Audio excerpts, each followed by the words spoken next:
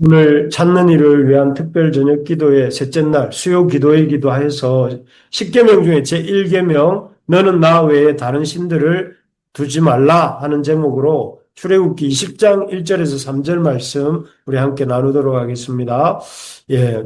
지난주에는 왜 우리가 십계명을 살펴보아야 하는가 이렇게 나누었습니다. 그래서 십계명을 우리가 주일날마다 예배를 시작하면서 읽고 시작을 하는데 그 의미가 무엇인지를 우리가 좀 생각하면서 우리가 이 십계명을 우리 예배 때 고백했으면 하는 마음으로 십계명을 살펴보려고 합니다. 십계명은 늘 이렇게 우리가 외우고 또 볼 때마다 염두에 두어야 되는 것이 무엇인가 하면 이것은 구원의 조건으로 주신 말씀이 아니라 구원받은 백성답게 어떻게 살아야 할지를 알려주시기 위해서 주신 말씀이다 하는 것입니다. 그래서 종살이 하던 애굽에서 주신 말씀이면 구원의 조건이겠죠. 그런데 이것이 주신 시점이 이스라엘 백성이 출애굽한 다음에 시내산에서 주셨기 때문에 이것은 구원의 조건으로 주신 말씀이 아니라 이 말씀은 구원받은 백성으로서 어떻게 살아야 할지를 보여주시는 말씀이다. 이게 굉장히 중요합니다. 그래서 어떻게 보면 이 내비게이션, 우리가 운전을 할 때 이 내비게이션을 보고 갈 길을 인도함 받는 것처럼 하나님이 이 구원받은 하나님의 백성들의 삶의 길 안내,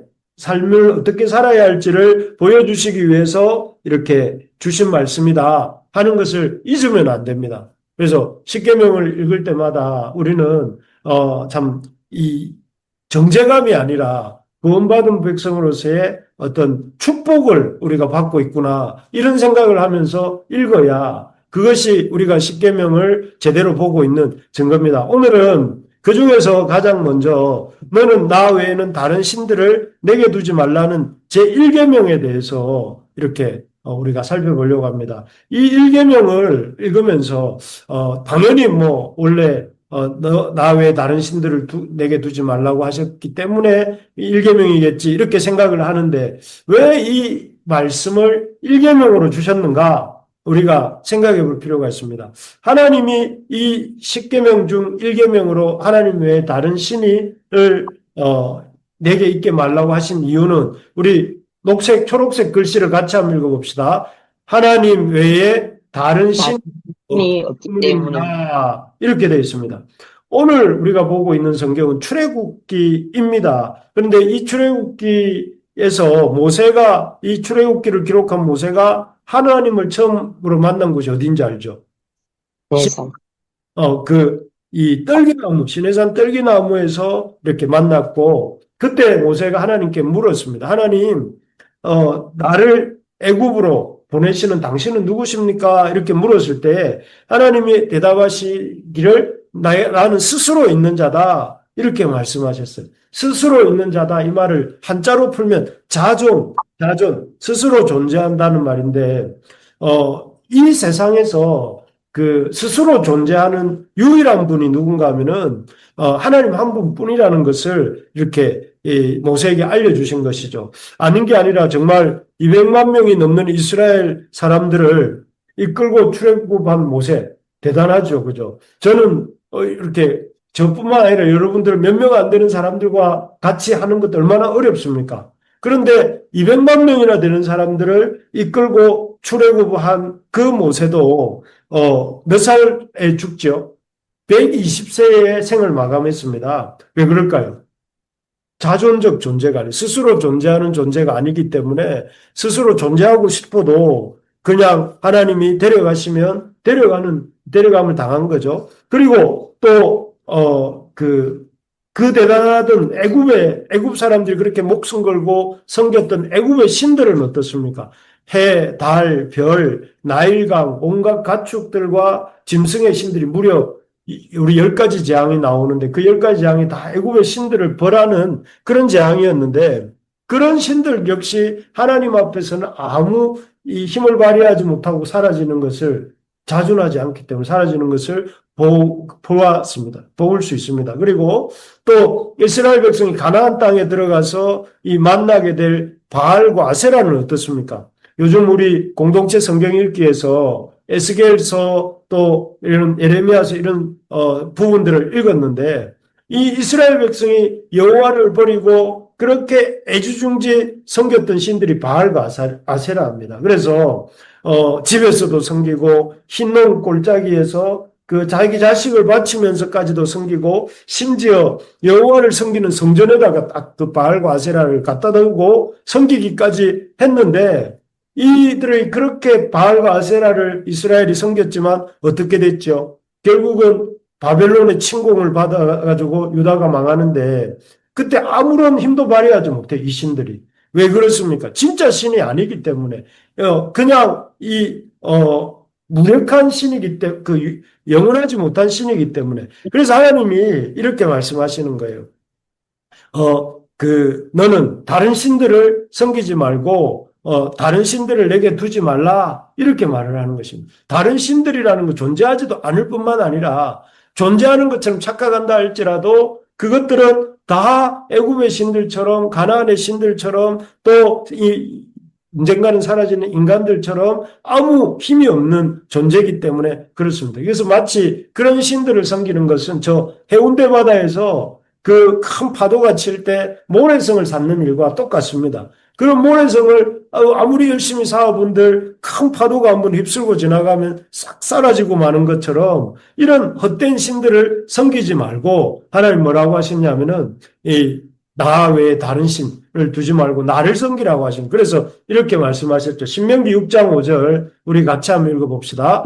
너는 마음을 다하고 뜻을 다하고 힘을 다하여 내 하나님 여호와를 사랑하라. 여기 보니까 내 하나님 여호와를 마음과 뜻과 힘을 다해 또 어떤 부분에 보면 목숨을 다하여서 하나님을 사랑하라. 그러니까 어떤 신들을 섬기지 말고 하나님을 사랑해야 됩니다. 그래서 하나님만이 왜 그런가 하면은 하나님만이 참신이시고 하나님 외에는 이 궁극적으로 영원히 존재하는 신은 없고 나머지는 다 일시적으로 사라져버리는 있다가 존재하다가 일시적으로 있는 것처럼 보이다가 사라지고 마는 존재이기 때문에 그렇습니다. 그래서 사실 얼마나 많은 사람들이 우리가 살고 있는 이 세상에는 잠시 있다가 사라져버릴 것들에 인생을 올인하여 살다가 인생 말년에 그 삶의 허망함에 몸부림치며 죽어간 사람들이 얼마나 많은지 모릅니다. 여러분 이 말을 한번 읽어보겠습니다. 제가 내 죄는 산보다 높고 바다보다 깊은데 내 어찌 감당하랴. 내가 80년 동안 포교한 것이 헛것이로다. 내 인생을 잘못 선택했다. 나는 지옥에 간다. 이거 누가 한 말일까요? 가장 높은 경지의 깨달음을 얻었다고 깨달음을 얻고 성불했다고 알려진 그런 분이 한 말이에요. 우리 어떻게 보면 그를 따르는 수많은 사람들이 그를 추앙하는 그런 인물이 그 인생의 말년에 뭐라고 말했냐면 난 헛살았다. 내 인생 잘못 선택했다. 난 지옥 간다. 이렇게 말을 했다. 이분은 어떤 의미에서 참 진짜 깨달은 사람인 거죠. 진짜 깨달은 그게 뭐냐면 나는 죄인이라는 걸 깨달은 거죠. 근데 너무 늦었어요. 80살 내가 죽을 때 깨달았다는 게 너무 늦은 거죠. 그리고 그 늦은 다음에 하나님께로 나왔다는 그것도 없기 때문에 참 안타까운 일이죠. 그뿐 아니라 우리나라에서 돈이 가장 많다고 하던 어느 그룹의 회장님도 죽기 직전에 목회자들에게 이런 질문을 던졌다고 합니다. 우리 같이 한번 읽어봅시다. 시작. 한 번 태어난 인생 인생 힘들고 아프고 고통스러워요. 나아가요. 불안과 두려움에 끈질기게 극복할 방법은 있는 걸까요? 내가 사는 이유를 찾을 방법이 있을까요? 누가 한 말일까요? 이 삼성의 그 이재용 회장의 할아버지 이병철 씨, 이건희 씨의 아버지였던 이병철 씨가 한 말입니다. 아무리 회장님이 되고 어마어마한 부를 가졌어도 삶에서 해결되지 않는 문제, 왜 이렇게 힘들고 아프고 고통스러운지, 또 이 불안과 두려움은 어떻게 해결해야 되는지, 이렇게 말을 하고 그 인생을 결국 답을 얻지 못하고 이분은 돌아가셨어요. 때문에 하나님이 그런 인생을 우리가 살지 않게 하시기 위해서 뭐라고 말씀하시냐면, 너는 나 외에 다른 신들을 내게 두지 말라. 이 말은 다르게 말하면 진짜는 나밖에 없다. 참신은 나밖에 없다. 자존하시는 분은 영원한 하나님은 나밖에 없다. 그래서 우리가 마음을 다하고 힘을 다하고 뜻을 다하고 해서 하나님을 사랑하는 일이야말로 정말 우리 인생에서 가장 지혜로운 길입니다. 그래서 여러분 이 헛된 것, 없어질 것에 어떤 스님처럼 또 어떤 회장님처럼 살지 말고 우리가 하나님을 섬기는 일에 좀 목숨을 걸고 힘을 다해서 살아가는 우리 부르심의 가족들 다 되시기를 바랍니다. 아멘. 두 번째로 보면 이 이스라엘을 향한 사랑 때문에 그렇습니다. 왜 하나님이 너는 나 외엔 다른 신들을 내게 두지 말라고 하시는가 하면은 하나님이 이스라엘 백성을 특별히 사랑하시기 때문에 그렇습니다. 다르게 말하면 우리를 특별히 사랑하시기 때문에 그런 것이죠. 여러분, 아내가 옆에 있는데 남편이 눈이 자꾸 예쁜 여자에게로 돌아가면 아내가 뭐라고 하겠습니까? 옆에 있는 아내가. 당신은 어떻게 내 앞에서 그럴 수가 있느냐? 이렇게 말할 겁니다. 왜냐하면 아내와 남편 사이에는 누구도 이렇게 끼어들 수 없는 배타적이고 독점적인 관계이기 때문입니다. 그런데 이 아내와 남편의 관계가 누구냐면 하나님과 이스라엘 백성의 관계였어요. 2절, 3절을 보시면 이렇게 되어 있죠. 나는 너를 애굽 땅 종되었던 집에서 인도하여 낸 내 하나님 여호와니라 이렇게 말씀하고 있습니다. 이스라엘 백성이 원래 애굽 땅에서 했던 일이 뭔지 아세요, 여러분?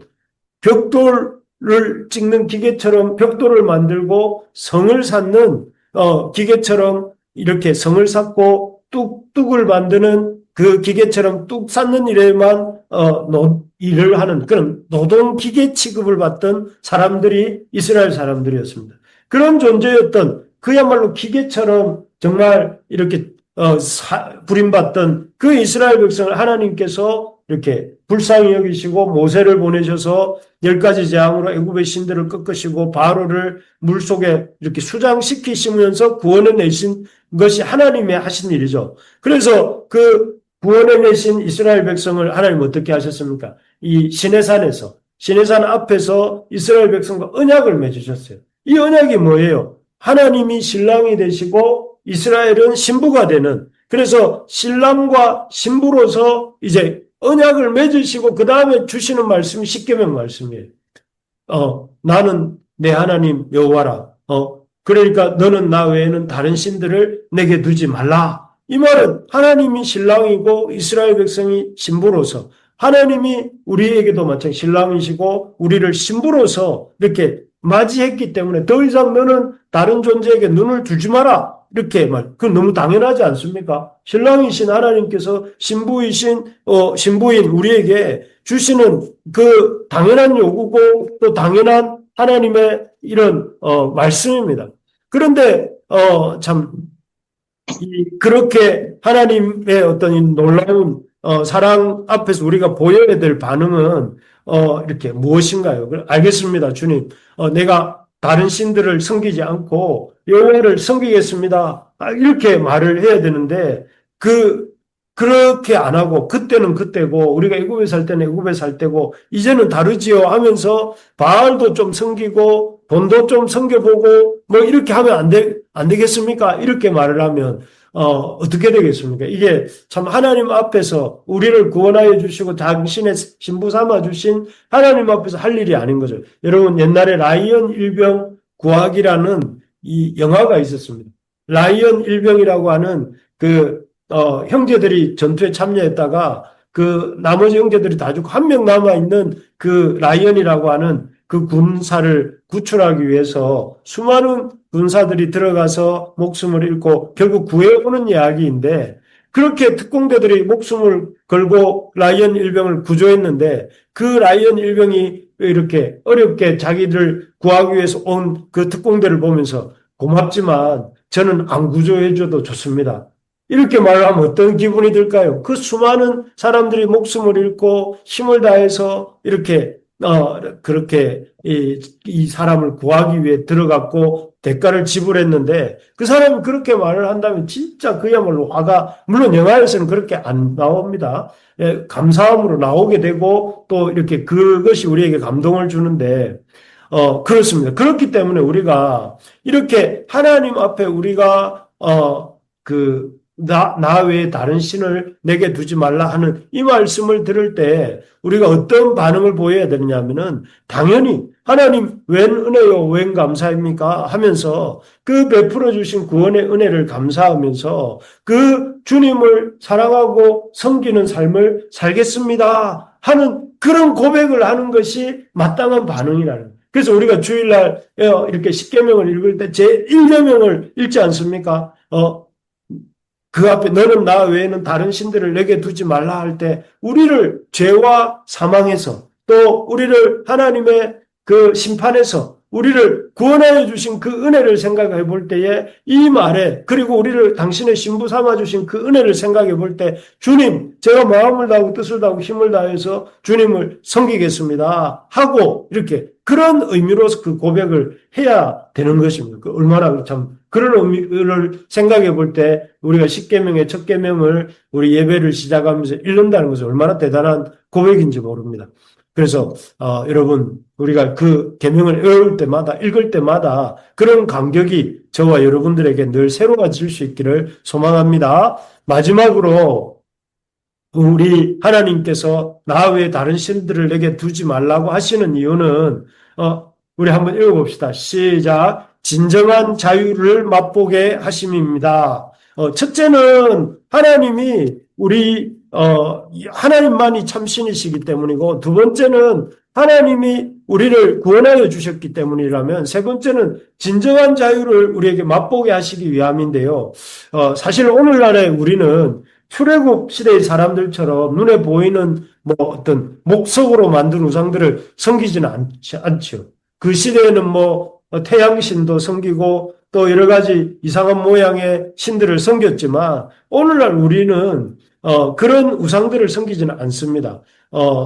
오히려 그 시대와는 다른 형태의 우상들을 많이 만들고 그 우상들을 힘을 다해 섬기는데요. 예를 들면 이런 것입니다. 옛날에 그것이 알고 싶다는 프로가 있었습니다. 근데 그 프로에서 700회 특집으로 돈 세상에서 살아남기라는 프로그램이 있었습니다. 그때 사람들에게 묻기를 이렇게 물었습니다. 얼마 정도면 가족 혹은 친구와의 관계를 끊을 수 있겠습니까? 라고 사람들에게 물었습니다. 그때 사람들의 대답이 무엇이었을까요? 얼마를 받으면 끊을 수 있다고 말을 했을까요? 10억 이상이면 가족들과 친구와의 관계를 끊을 수 있다고 대답한 사람이 53%였다고 해요. 그러니까 놀랍지 않습니까? 그 사람들이 응답한 사람들의 절반 이상이 10억 정도의 돈을 주면 모든 인간관계를 끊을 수 있다. 그 말은 다르게 하면 무슨 말이냐면 인간관계보다 돈이 더 중요하다고 생각하는 사람들이 그만큼 많다는 것입니다. 그리고 한마디로 이것은 돈이 최고인 사회의 모습, 돈에 어떻게 보면 미쳐있는 이 시대의 모습을 여과 없이 보여주는 아내도 10억이면 버릴 수 있고 남편도 10억이면 버릴 수 있고 아들, 딸도 10억이면 버릴 수 있다고 생각하는 이런 사회가 되었습니다. 그래서 참 이렇게 돈에 미친 이유는 사람들이 돈이면 뭐든 다 된다고 이렇게 생각하기 때문에 그렇습니다. 그래서 이 예뿐만 아니라 그래서 오늘날 수많은 사람들이 돈을 벌기 위해서 수단과 방법을 가리지 않습니다. 막 돈을 벌기 위해서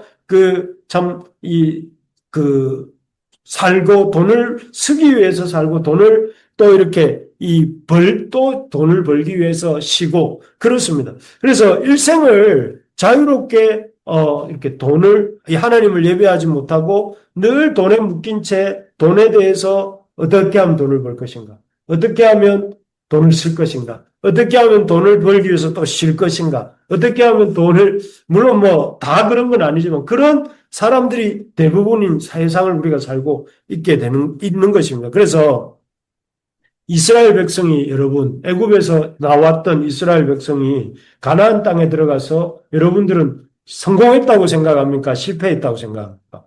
실패했죠. 왜냐하면은 북이스라엘은 아수르에 망했고 우상을 섬기다가 바알과 아세라를 섬기다가 아수르에 망했고 남유다는 그 우상들을 섬기다가 바벨론에 망했습니다.